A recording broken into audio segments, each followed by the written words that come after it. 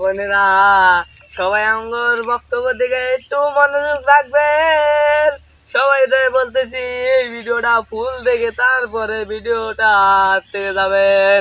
ও মা ও বোনেরা, আজকে ঢাকা থেকে আগত মাসুদ আজারা ফানি কমেডি ওই আজকে ও মা ও বোনেরা সবাই দেখবেন, আজকে ঢাকা থেকে আগতম মাসুদ আজারিয়া ফানি কমিটি আজকে বক্তব্য দিবে আপনাদের মাঝে।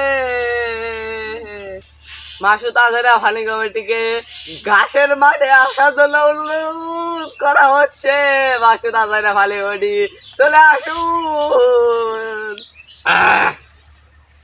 আজকে আমি অনেক দূর থেকে এসেছি আপনাদের সাথে এক বিশাল বয়ানের জন্য।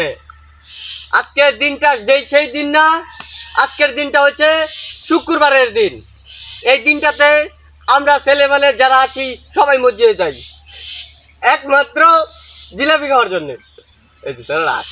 আচ্ছা কারণ যাবো, কারণ যাবো আসলে আমার খুশি থাকে বেশি বেশি জিলাপি। এই দিনটা কোনো বিশেষ দিন। আজকের দিনটা হচ্ছে আজকে শুক্রবারের দিন। আজকের এই শুক্রবারের দিনে আমরা প্রত্যেকটা লোকেই যাই মসজিদে একমাত্র জিলাপি খেতে। আজকে একটা গ্রুপ খুলবো, সবাই এই গ্রুপে জয়েন হবেন। কারণ যার মসজিদে জিলাপি দিবে মসজিদে একটা নক দিয়ে দিবেন, সেই মসজিদ থেকেই আমরা যে খেয়ে আসবো। আজকে যে সেই দিন নয়, আজকে হচ্ছে শুক্রবারের দিন, খুরমা খাওয়ার দিন, জিলাপি খাওয়ার দিন, মিষ্টি খাওয়ার দিন, সব কিছু করার দিন।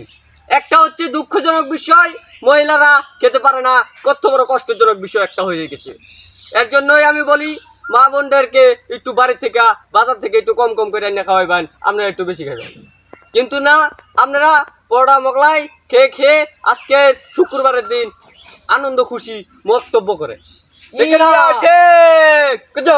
বাংলা বাইরে আমার একমাত্র বিশেষ আয়োজন একমাত্র আতিকুজ্জামান আতিকের কাছ থেকে এই আজকের ওয়াস্টার বয়ানের জন্য সে আজকের এই আয়োজনটা করেছেন। এই জন্য আপনাদের জিলাপি খাওয়ার উদ্দেশ্য আমি বলতেছি, ওনার জন্য দোয়া করবেন, ওনাকে একটু নক দিবেন যেন উনি সব মসজিদে যায় জিলাপি খানি খেতে পারে।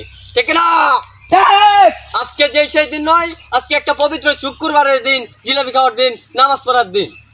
ঠিক না? আজকে আমরা জিলাপি খাবো, মসজিদে যাব। যদি আমাদের মসজিদে না দেয় তাই কি হয়েছে, আমরা আরেক মসজিদে যাবো গা।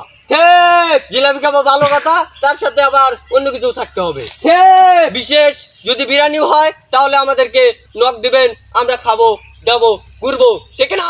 ঠিক ঠিক ঠিক বললেই হবে না, জিলাপি দিতে হবে মসজিদে।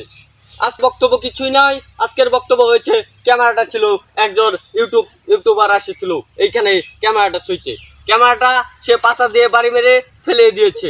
এটা মানা যায় না, এটা মানতে পারি না। এর জন্যই ভিডিওটা শেষ এখানে। ভালো বক্তব্য আছে, বক্তব্য